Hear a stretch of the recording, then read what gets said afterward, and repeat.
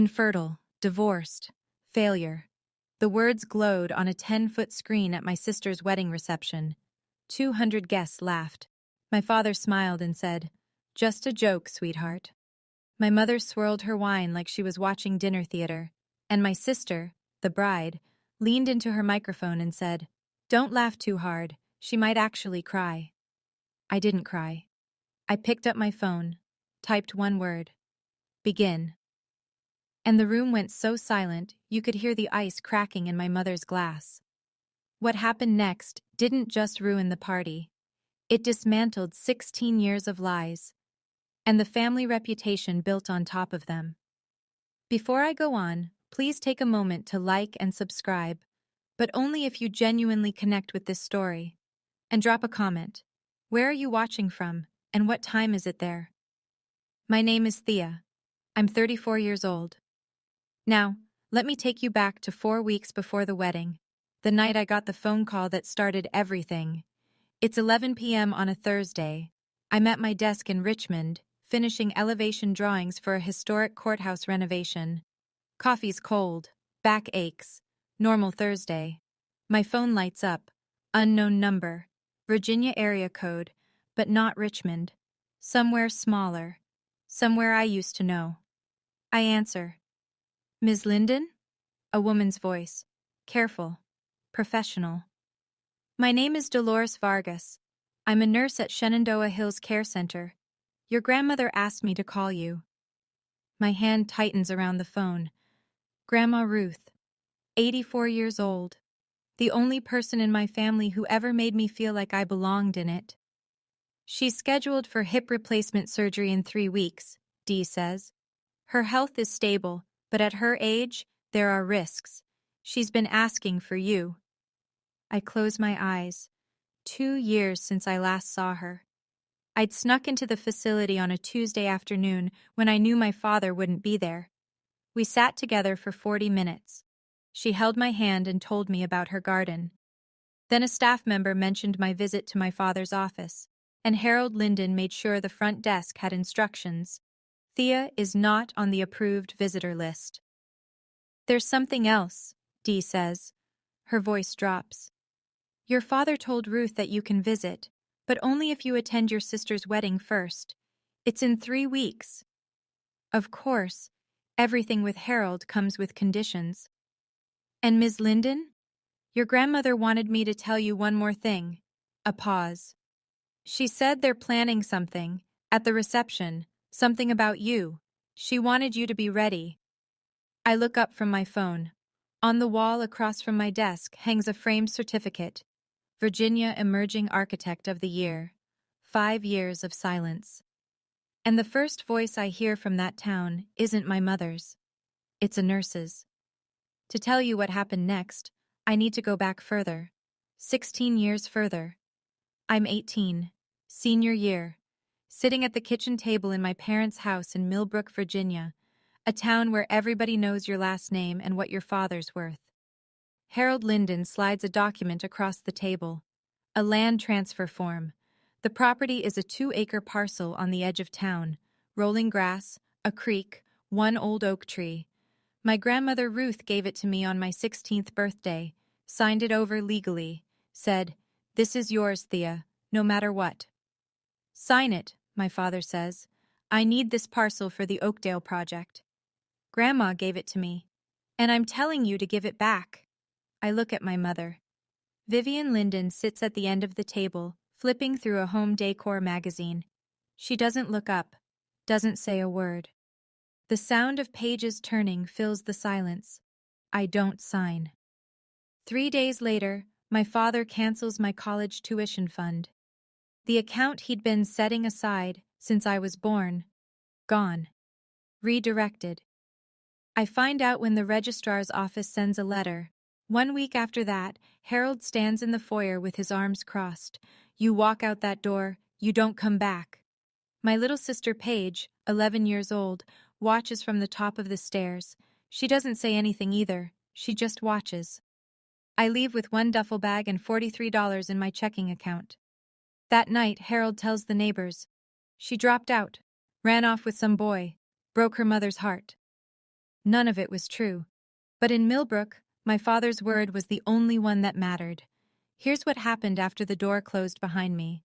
I slept in my car for 2 weeks, worked the counter at a gas station outside Charlottesville, got my GED at 19 while waitressing double shifts at a diner that smelled like bacon grease and bleach, applied to community college, transferred to Virginia Commonwealth University on a need-based scholarship, studied architecture because I liked the idea of building things that lasted, things that couldn't be taken away with a signature.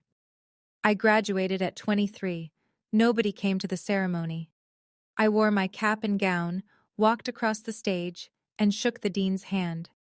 Then I went home to my studio apartment and ate takeout on the floor. At 24, I married Drew Halpern, a man I'd met through Harold's old business network before I was cast out. He was 12 years older, charming in public, suffocating in private. He managed my bank account, screened my phone calls, and told me which friends I was allowed to keep. A smaller, quieter version of my father. I got out at 27. At 28, a doctor told me I couldn't have children. A medical fact. I processed it alone, in a clinic waiting room with fluorescent lights and a 2-year-old magazine. Somehow, Paige found out. Drew had stayed in touch with my family after the divorce. He'd always liked having leverage.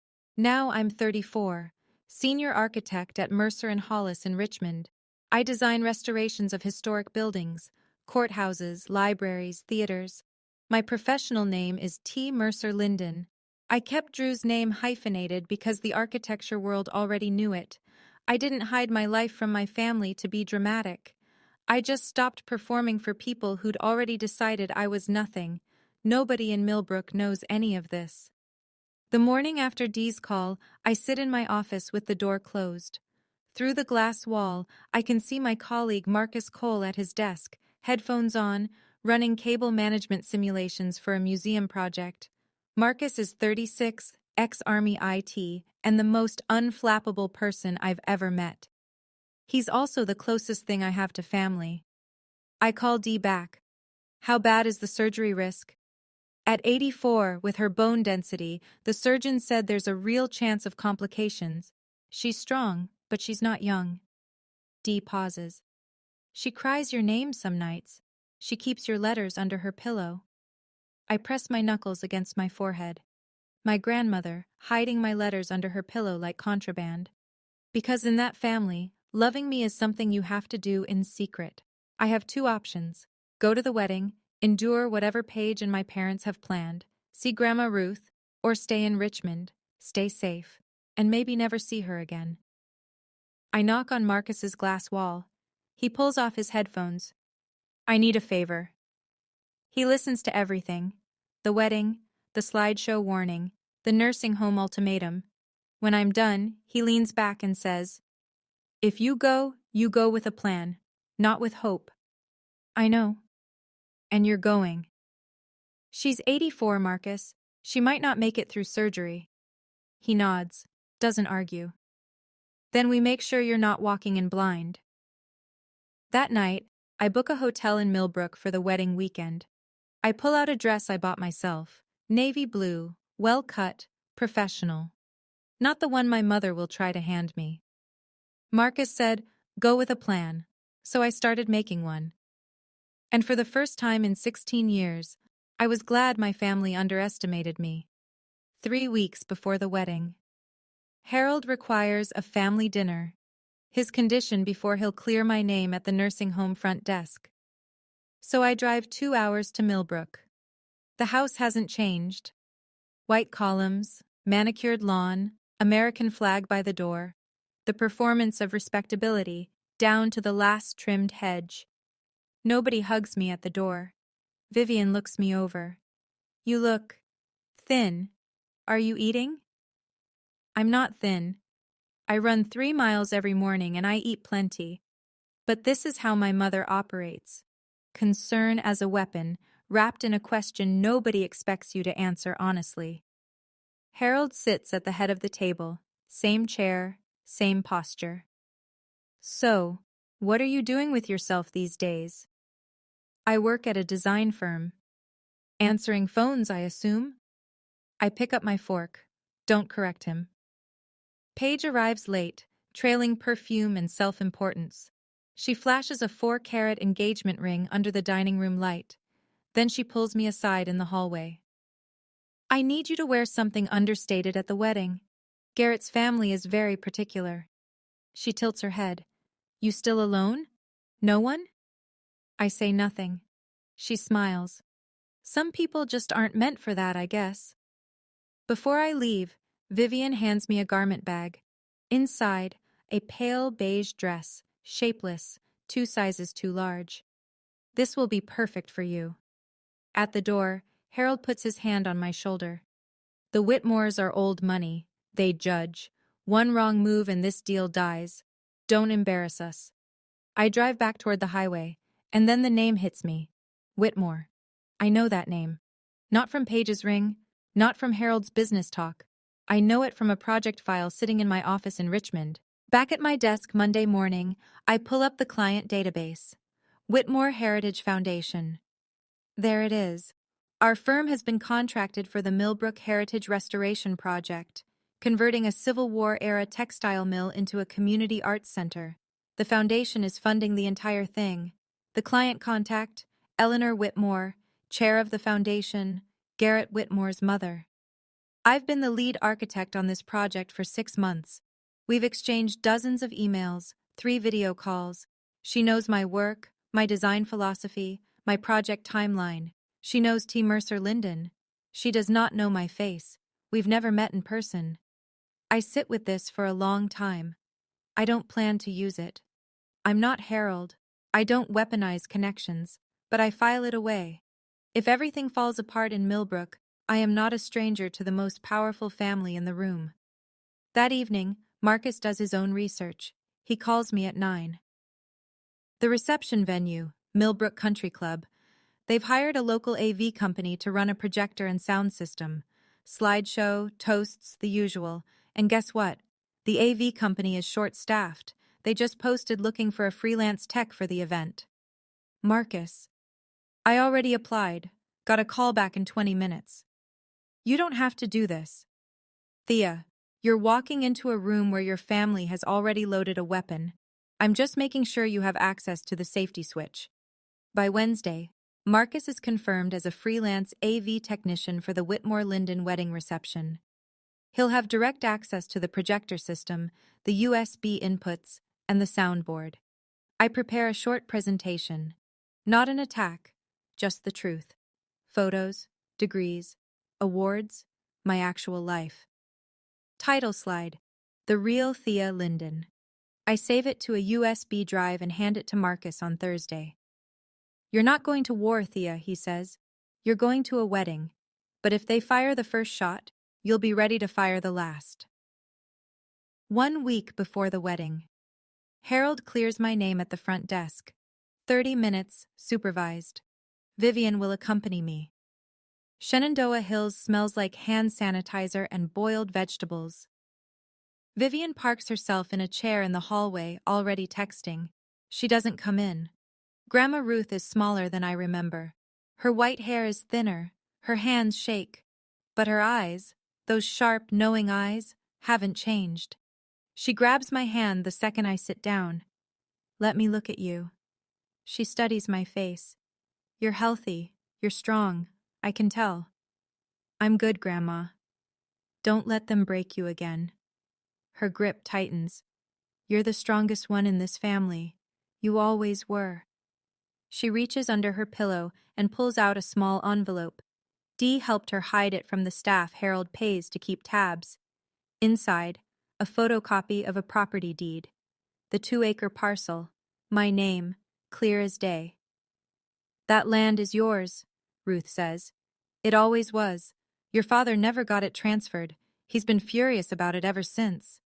I stare at the document. For 16 years, I assumed Harold had found some legal way around my refusal, some technicality, some forged signature. He hadn't. The land was still mine. He tells people it's part of Linden Properties, Ruth whispers, but it's not. He never had the right. A knock on the door. Vivian's voice clipped. Time's up! I fold the envelope into my jacket pocket. I lean down and kiss Ruth's forehead. "That's my girl," she murmurs.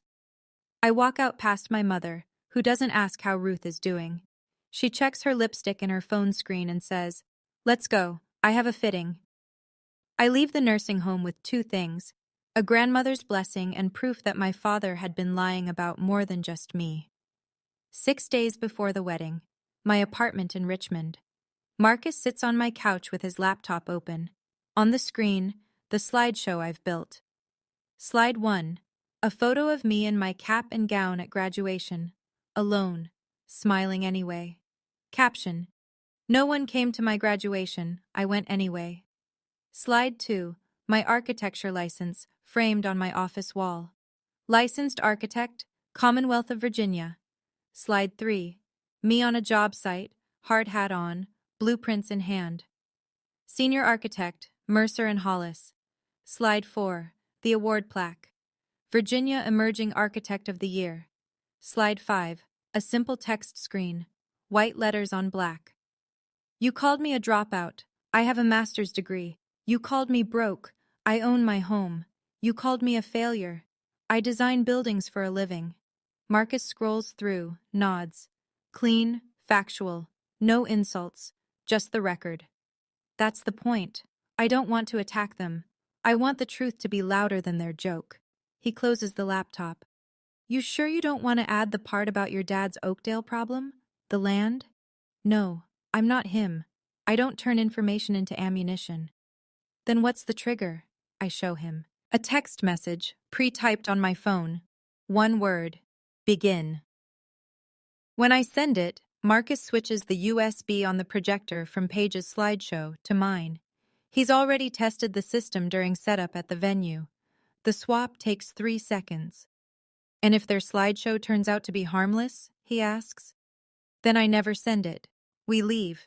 I visit Ruth. We drive back to Richmond." Marcus looks at me for a long time. "You know they won't keep it harmless." "I know. But I need to give them the chance, one last chance to be decent. Because when this is over, I want to be sure, completely sure, that I didn't fire first. 5 days before the wedding. Harold calls. He doesn't say hello.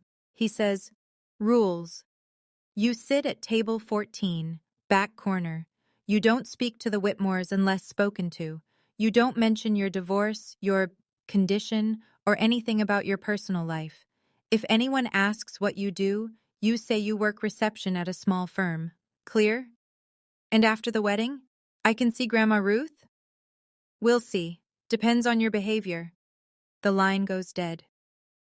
That evening, my phone buzzes. Paige has added me to a group chat. Vivian, Harold, Paige, and now me. The first message is a preview of the slideshow. I watch the images load. The Linden family. And then there's Thea. Old photos of me, stretched and filtered to look unflattering. Cartoon stickers slapped across them. And then the labels, one per slide, bold and centered.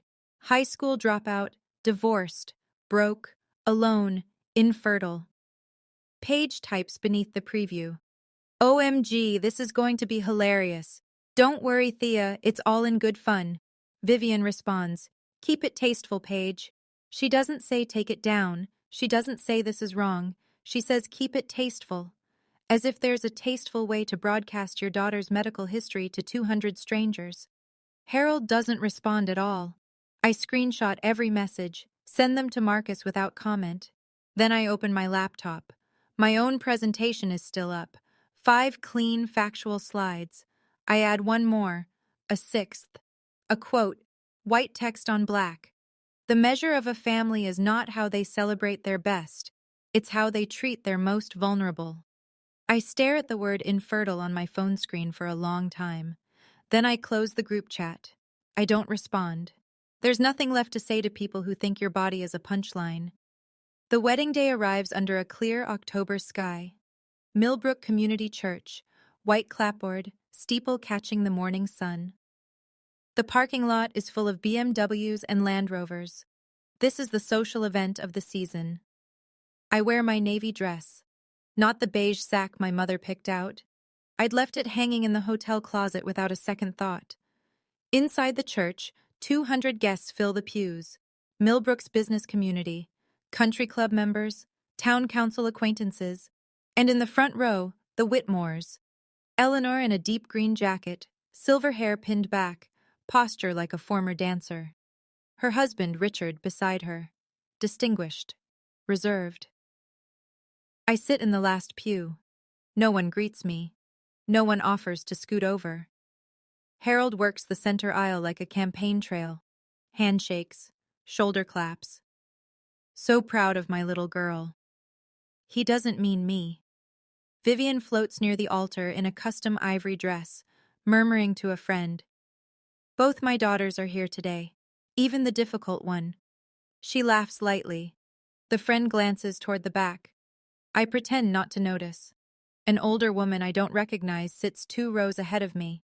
White hair, floral dress, reading glasses on a chain. She looks at me once, then back toward the altar. I don't think anything of it. The ceremony begins. Garrett stands at the altar looking genuinely happy. He speaks his vows with a tremor in his voice. Paige speaks hers louder, longer, mostly about herself. Across the church, I spot Marcus near the side entrance, wearing a black polo with the AV company's logo. He adjusts a microphone cable on the altar. Our eyes meet for half a second. He gives the smallest nod. My father shakes hands like a politician. My mother smiles like a hostess. And I sit in the last row like a ghost they'd invited on purpose. The reception is at Millbrook Country Club. Crystal chandeliers, round tables draped in white linen, a 10 by 6 foot projection screen behind the head table, the smell of gardenias and money. Table 14 is where I'm seated, back corner, next to the kitchen door. Every time a server pushes through, a blast of clattering dishes and shouted orders hits my back. My table mates are distant cousins who've clearly been told nothing about me, and an elderly couple who spend the entire appetizer course discussing their recent cruise. A woman across the table leans in. "And what do you do, dear?" "I'm an architect." "Oh, how nice." She turns to the man beside her and starts talking about kitchen renovations. On stage, Paige takes the microphone for the first toast. She thanks her parents. She thanks the Whitmores. She thanks her college friends, her wedding planner, her florist. Then she looks toward the back of the room, toward me. "And my sister Thea, who managed to show up today." A pause. "That's something, right?" Scattered laughter. The polite kind. The kind where people aren't sure if they're supposed to laugh, so they do anyway. Harold clinks glasses at the head table with Richard Whitmore. They're leaning close, talking numbers. Eleanor sits beside them, polite but measured. She hasn't committed to anything yet. I can tell by the way she holds her wine glass, close, untouched, like a prop. My mother appears at my elbow. Her perfume arrives before she does. "Don't drink too much," she whispers. "Don't talk about yourself, and for God's sake, smile." I smile. Not because she told me to, because in 20 minutes, the slideshow is scheduled to play, and I know exactly what's on it. Right now, I'm sitting at table 14 with a plate of food I can't eat and a family that wishes I'd stayed invisible. But I want to ask you something specific. Have you ever been seated at the back, literally or figuratively, by people who were supposed to love you? Not the kind of exclusion you question, the kind you're told is normal. Tell me in the comments. Because what happens next at this reception, with that screen and those 200 guests, is the reason I'm telling you this story today. Stay with me. The lights dim. Paige's maid of honor takes the microphone with a grin that tells me she's been rehearsing this all week. "And now, a special presentation from the Linden family." The screen flickers to life.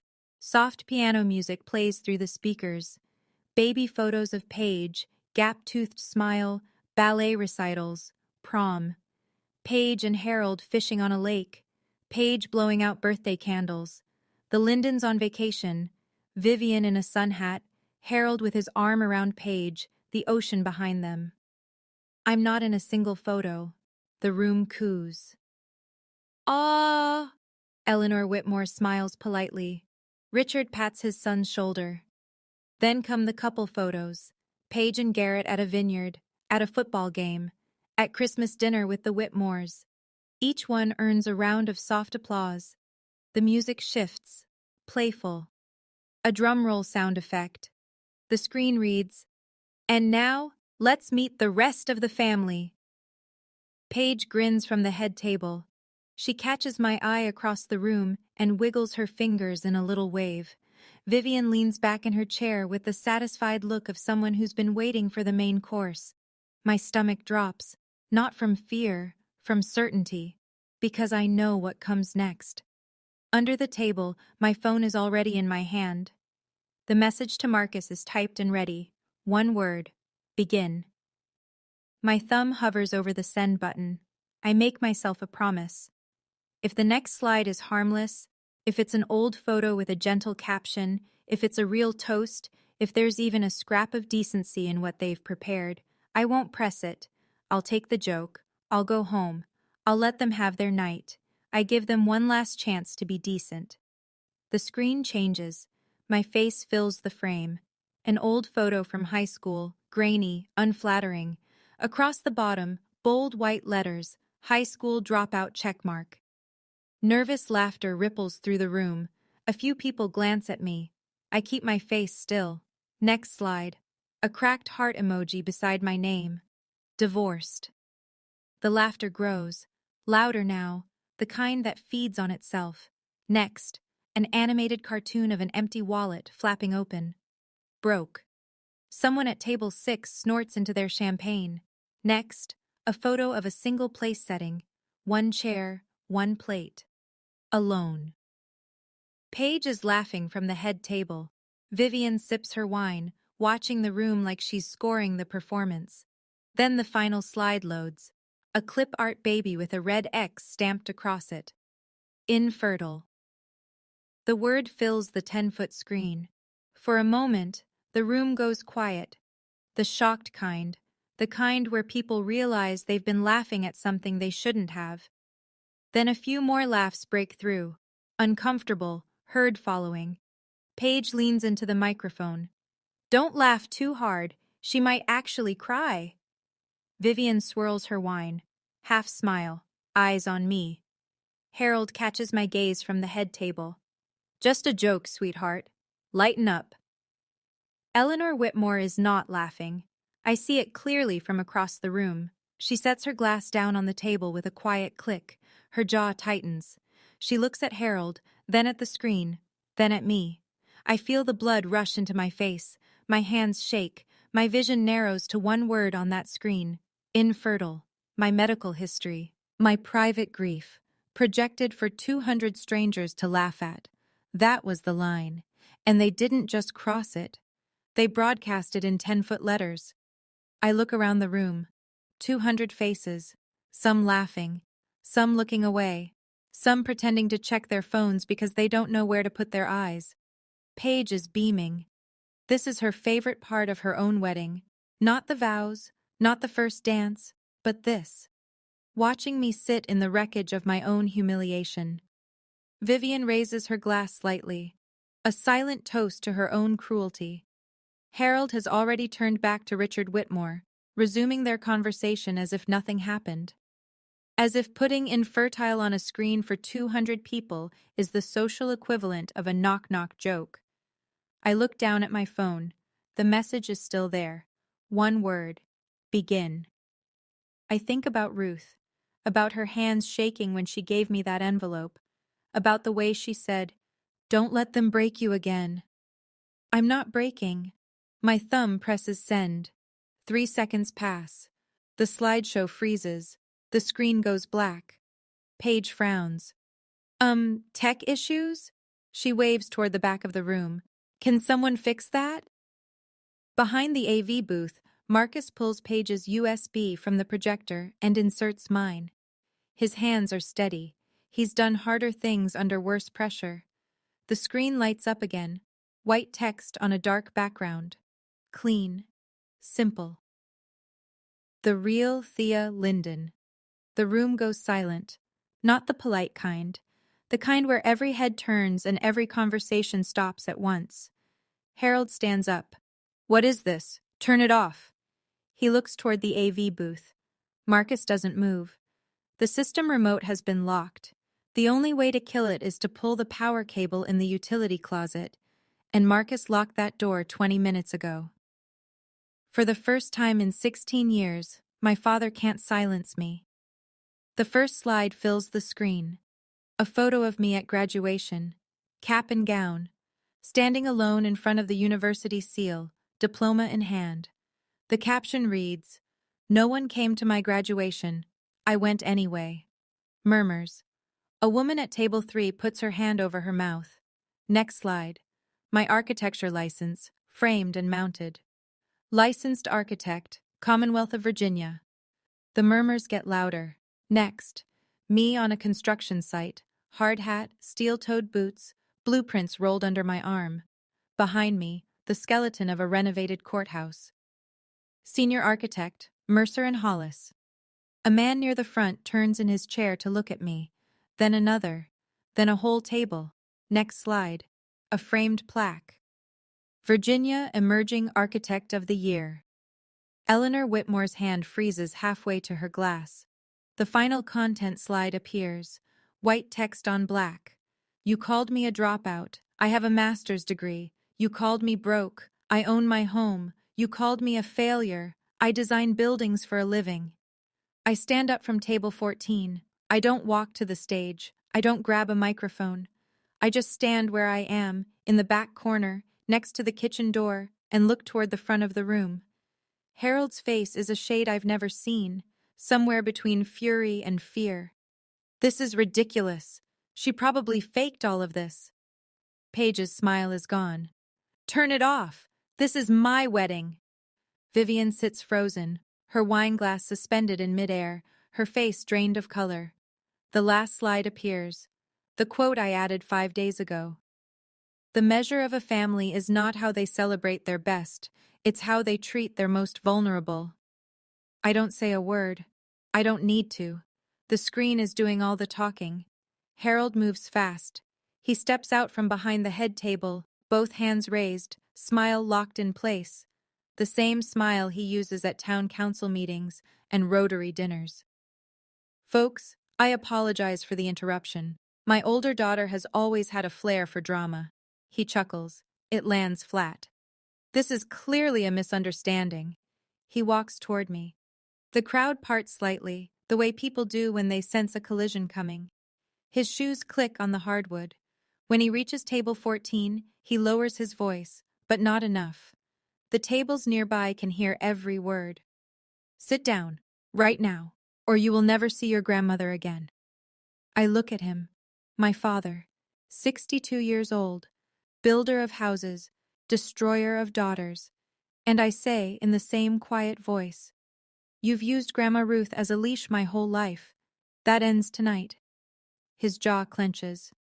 I will call security. From the head table, a chair scrapes back. Garrett Whitmore stands up.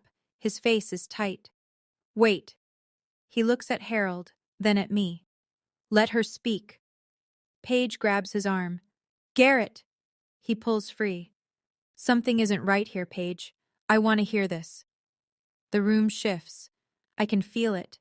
The energy tilting, the way a crowd recalibrates when someone unexpected breaks rank.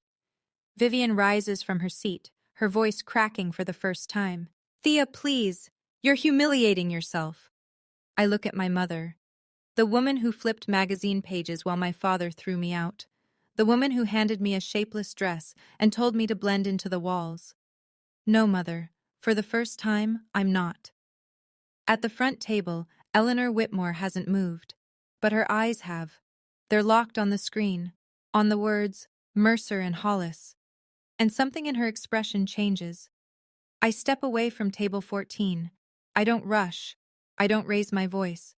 I walk to the center of the room, between the round tables and the flickering candles, and I stand where everyone can see me. 200 faces, champagne going flat. The piano music has stopped. I didn't drop out. My voice is steady, conversational. like I'm explaining a project timeline at a Monday meeting. My father pulled my college tuition when I was 17 because I wouldn't sign over land my grandmother gave me. Harold opens his mouth. I keep going. I didn't choose to be alone. I was told to leave and never come back. I was 18 years old with $43 in a duffel bag. Vivian's hand trembles on her wine glass. My divorce? I married a man my family chose. He was controlling. I got out. That's not failure, that's survival. A woman at table 5 pulls her napkin to her face. Her husband puts his arm around her. And infertile? I look directly at Paige. That's a medical condition, not a punchline.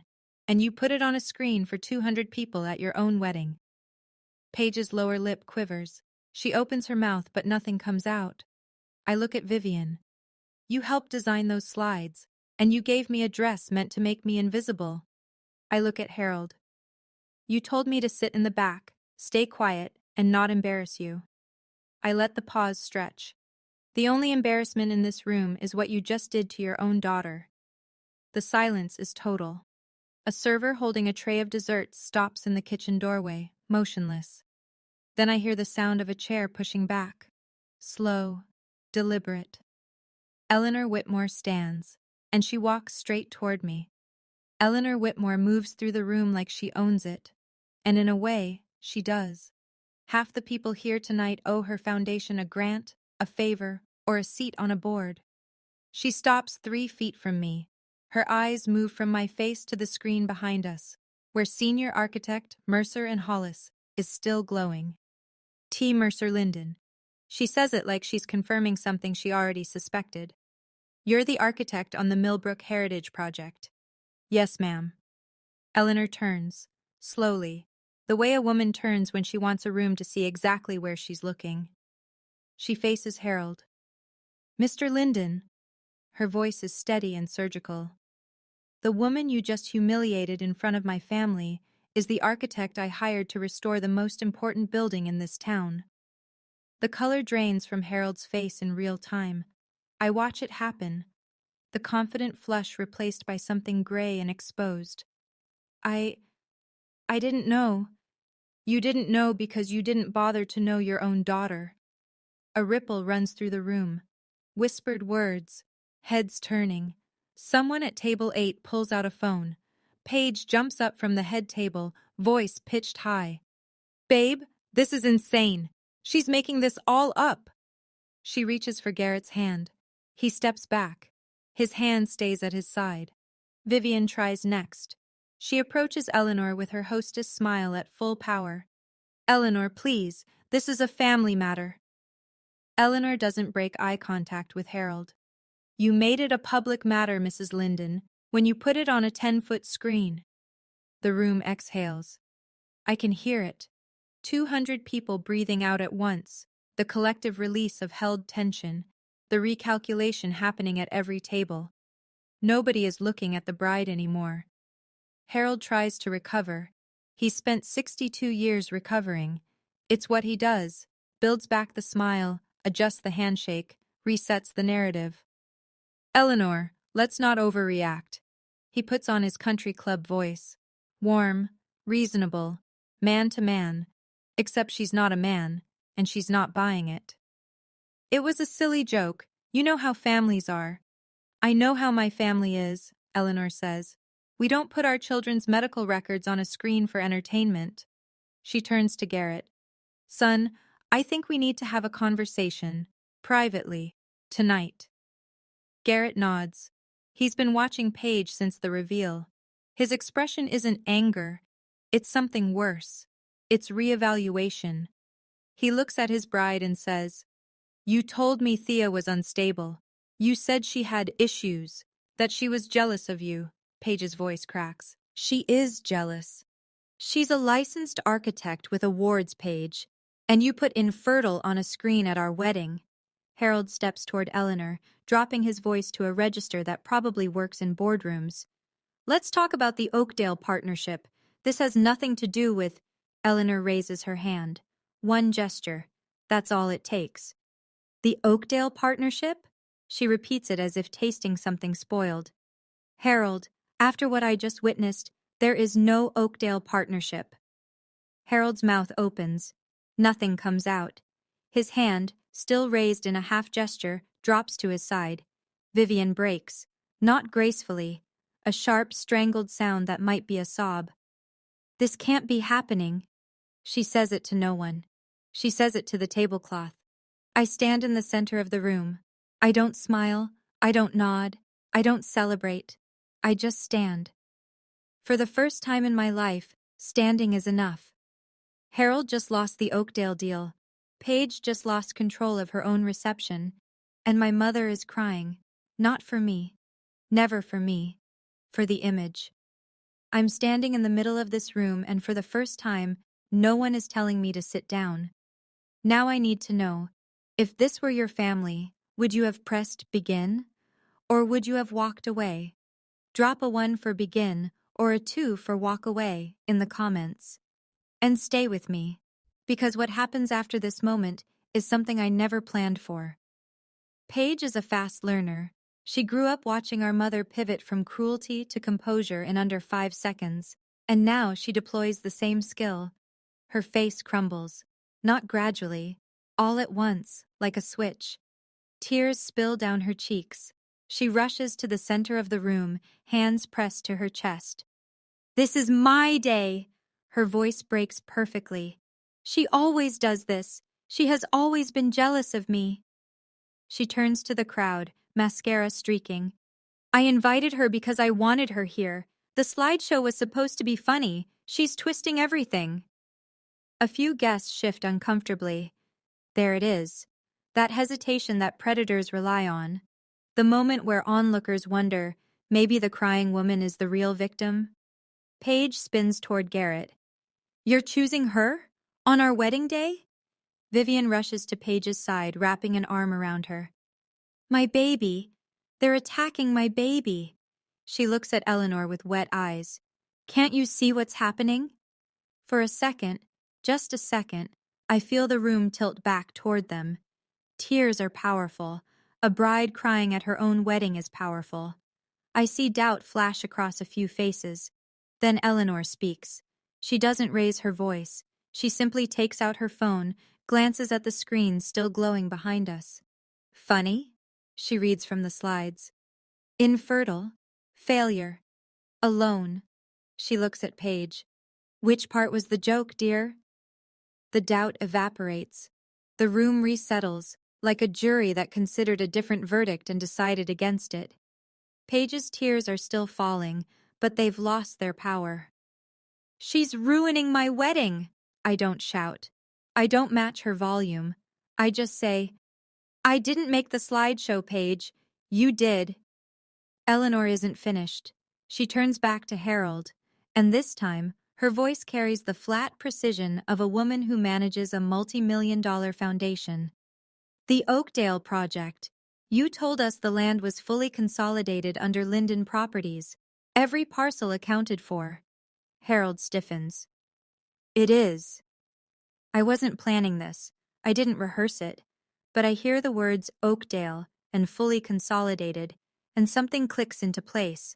The envelope in my pocket, the deed Ruth pressed into my hands 1 week ago. Actually, I say, it's not. The room turns to me.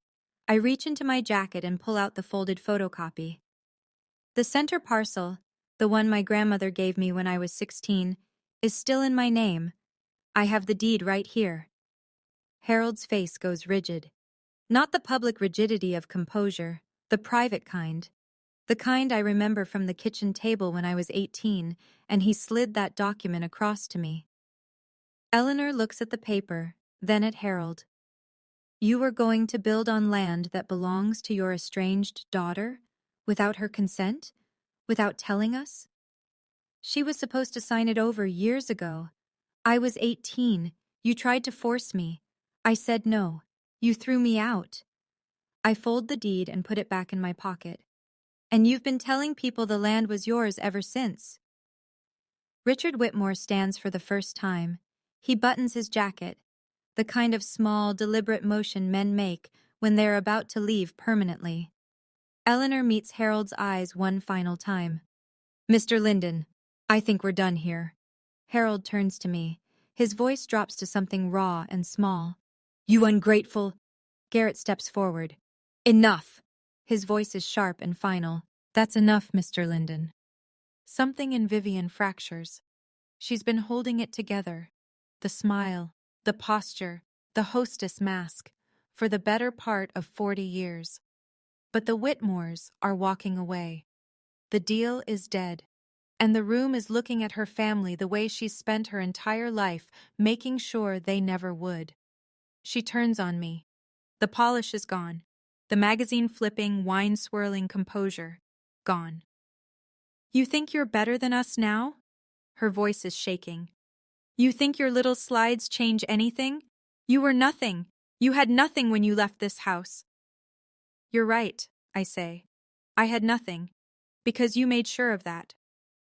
I did what was best for this family. You did what was best for the image. There's a difference.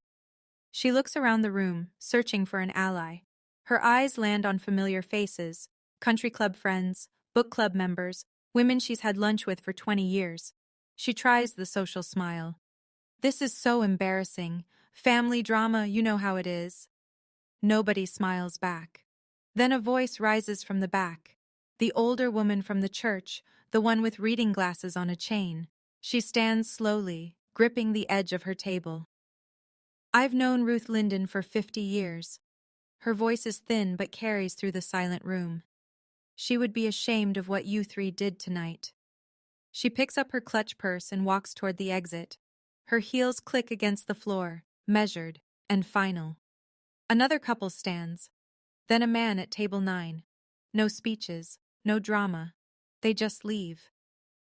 Vivian sinks into the nearest chair. Her hand finds her wine glass, but she doesn't lift it. For the first time, she looks exactly her age.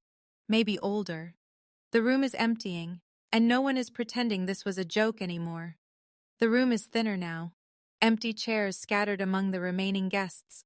The gardenias are wilting under the heat of the chandeliers. Paige sits alone at the head table.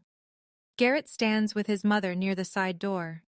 Harold hasn't moved from the center of the room, hands at his sides, staring at the floor. I look at what's left. My family. This room. 16 years of silence, ending here, between dessert plates and half-empty champagne flutes. I don't go to the microphone.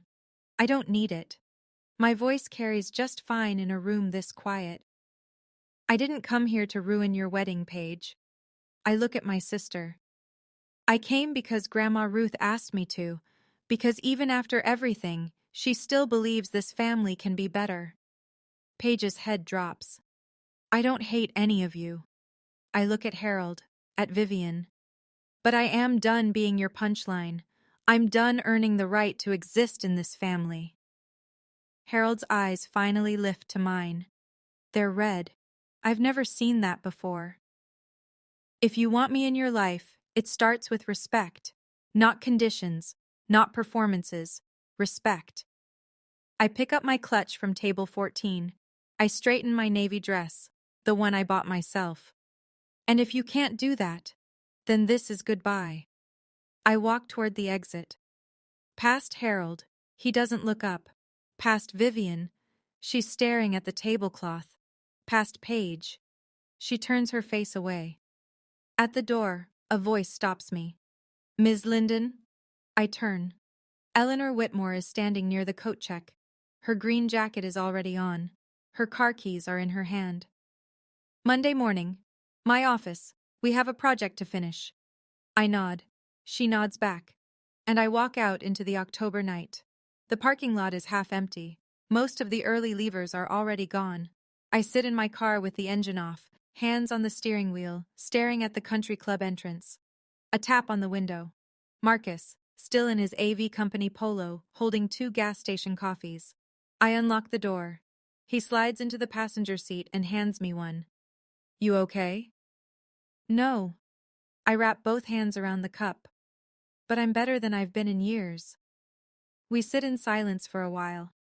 Through the windshield, I can see figures trickling out of the club. Couples walking fast. A man loosening his tie. Nobody's laughing. My phone buzzes. Garrett. I'm sorry for what my wife's family did. Paige and I need to talk. I don't know where this goes. Another buzz. D. Your grandmother saw everything. Someone's niece was live streaming the reception to a family group chat. Ruth watched the whole thing. She's laughing. She says, "That's my girl." I close my eyes. Ruth, in her nursing home bed, watching her granddaughter stand up in a room full of people who tried to make her invisible. Laughing. Proud. One more. Eleanor Whitmore. I've informed my team about the Oakdale land situation. Harold will not be building on your property. We'll find another partner for future development. I type back to Eleanor. Thank you. To Dee. Tell her I love her. To Garrett. I'm sorry too, for all of it. I don't respond to Harold, or Vivian, or Paige. There's nothing to say that wasn't said in that room. Marcus starts the car. Where to? Hotel, then home tomorrow. He pulls out of the parking lot. In the rearview mirror, the country club shrinks. Millbrook is a small town, and small towns do what they do best. They talk. The week after the wedding, Millbrook rearranges itself. I hear this secondhand, from Dee mostly, and from Marcus, who has a talent for monitoring small-town Facebook groups. Vivian is removed from the Millbrook Autumn Gala Planning Committee. No formal announcement, just a quiet email from Eleanor's assistant. We're restructuring the committee this year. Thank you for your past contributions. Vivian calls 3 board members. None of them pick up. Harold loses 2 minor business partners within the first 10 days. A property developer in Staunton pulls out of a joint venture, citing alignment concerns. A local contractor who'd been loyal for 15 years sends a polite letter about pursuing other opportunities. Linden Properties doesn't collapse. Harold's too entrenched for that. But the cracks are visible, and in a town where reputation is currency, cracks spend fast. Paige and Garrett. Garrett asks for couples counseling. Paige refuses. She calls it an insult. By the second week, Garrett packs a suitcase and moves into his parents' guest house. They're not divorced, but they're not together. The book club that Vivian has hosted every third Thursday for 11 years quietly relocates to someone else's living room. No one tells her. I don't follow any of this in real time. I'm in Richmond, back at my desk, back at my drafting table. I have a courthouse renovation to finalize and a heritage project to present. Marcus reads me a post from the Millbrook Community Facebook page while we're eating lunch. Someone shared a photo of the slideshow screen with the caption, "This happened at the Whitmore-Linden wedding. Shame on the Lindens." 87 reactions, 42 comments. You didn't do this to them, Marcus says, closing his laptop. I know. They did this to themselves. You just stopped covering for it. I eat my sandwich. It tastes better than anything served at table 14, 3 weeks after the wedding. A Tuesday evening. I'm reviewing blueprints for the Millbrook Heritage Project. Eleanor's foundation wants the presentation ready by month's end. My phone rings. Harold. I almost don't answer. Then I pick up. He doesn't start with an apology. He starts with an offer. The land. Name your price. Let's end this like adults. The land isn't for sale. It was Grandma Ruth's gift to me. It stays mine. You're destroying this family over a piece of dirt? You destroyed this family over a piece of dirt 16 years ago, when you chose a parcel over your daughter. Silence. Long. The kind that lives on the phone line like static. I did what I thought was right, he says finally. So did I. And here we are. Another pause. Then his voice changes. Softer, almost human. Your grandmother is no longer your bargaining chip. I keep my voice level. I've contacted Shenandoah Hills directly. I'm listed as her secondary emergency contact. I can visit whenever I want. You don't get to use her against me anymore. I hear him breathe, in and out, the sound of a man realizing that the last lever he had has been removed. You always were the stubborn one, he says. I learned from the best. I wait for more. An apology. A confession. A crack in the wall he spent 62 years building. Instead, he hangs up. I set the phone down on my desk. My hands aren't shaking. My heart rate is normal. There was a time when a phone call from Harold Linden would have sent me spiraling for days, replaying every word, wondering if I'd been too harsh, too ungrateful, too much. That time is over.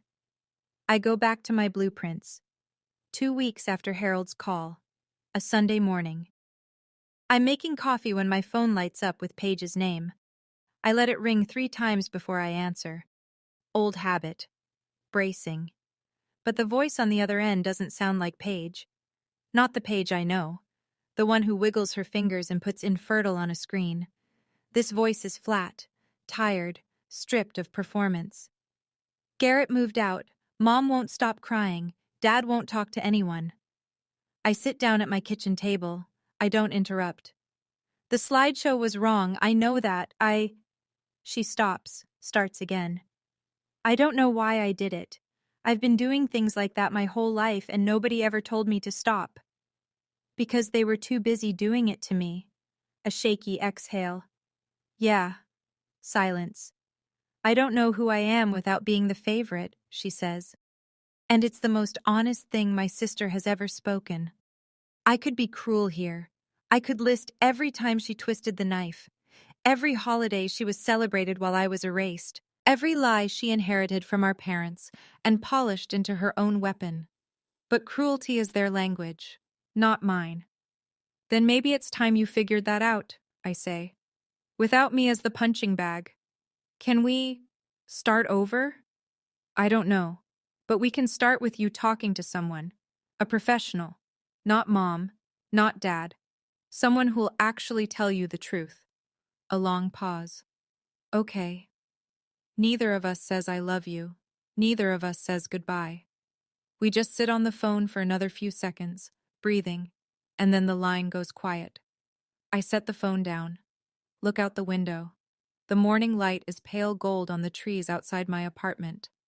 No tears, just tired, but lighter than before.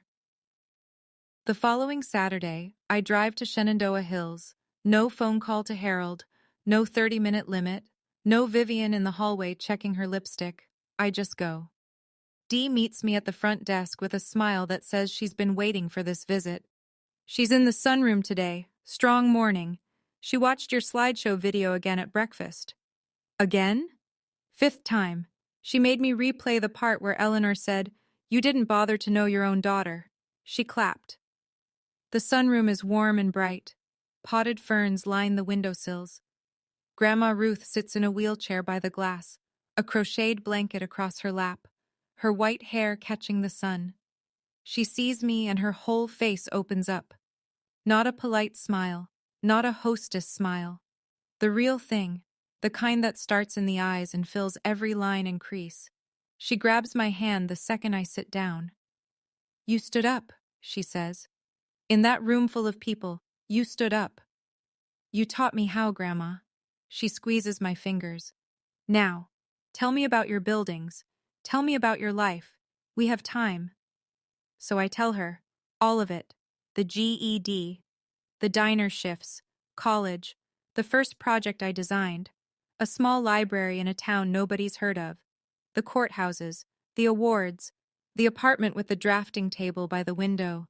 She listens to every word, asks questions, laughs at the parts where I slept in my car and ate cereal for dinner 3 nights a week. Nobody knocks on the door. Nobody says time's up. Outside the window, an oak tree spreads its branches across the lawn, old, knotted, rooted deep, like the one on the land Ruth gave me when I turned 16. Some things can't be signed away. 3 months later. I'm at my desk in Richmond, Monday morning, coffee in hand.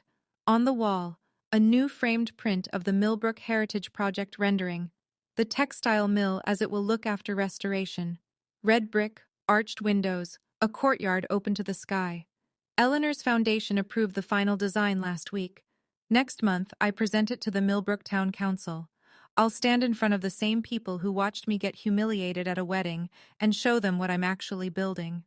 The land, my 2 acres, stays untouched. I haven't decided what to do with it yet. Sometimes I think about a small house, something simple. A porch where Ruth could sit and watch the creek. Maybe someday. Ruth's surgery went well. Hip replacement, no complications. She's in physical therapy now, walking with a frame, complaining about the food. I visit every 2 weeks. We talk about her garden, my projects, the weather, and nothing about Harold. It's peaceful. Harold hasn't called again. Vivian sent a single text message. I'm sorry. 2 words, no follow-up. I read it. I didn't respond. I'm not ready. I may never be. That's allowed. Paige started therapy. Garrett moved back in a month ago, on the condition they continue counseling. Dee told me Paige visited Ruth at the nursing home last week, first time in over a year. She brought flowers. Ruth said Paige looked different, quieter. I don't know what that means yet, but it's something. Marcus and I are working on a new project together, a historic schoolhouse in the Shenandoah Valley.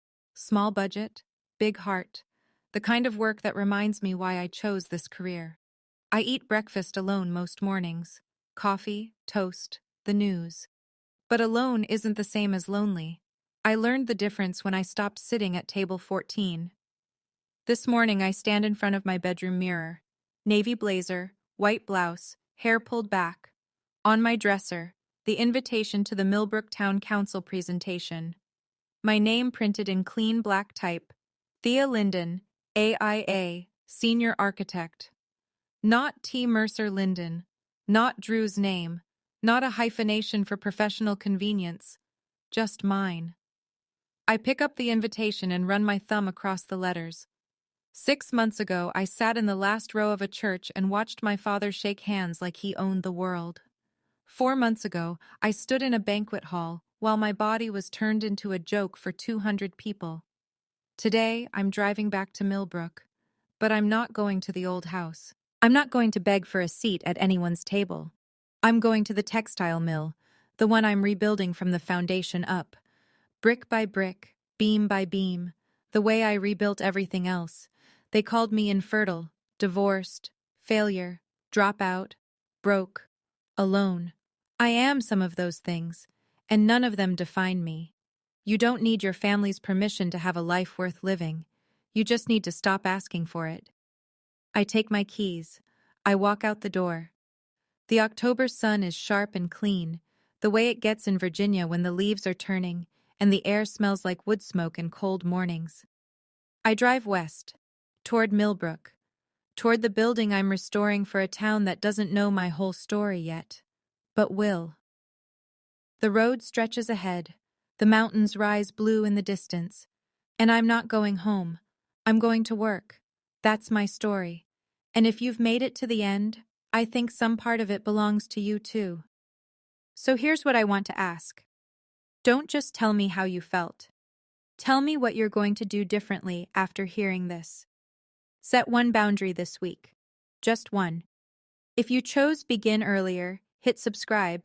I'll be sharing another story soon that will make you rethink everything you thought you knew about family loyalty.